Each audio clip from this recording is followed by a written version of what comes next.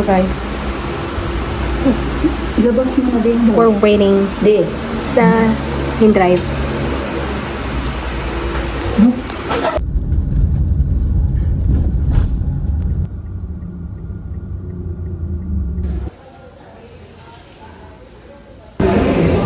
So guys, we're just waiting for our host to come here sa baba.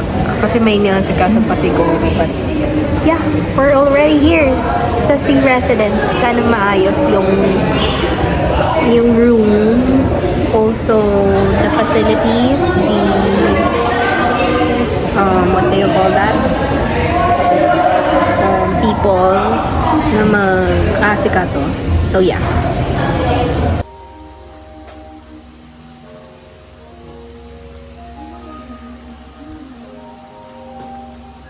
Para parang lumamig. Isasara.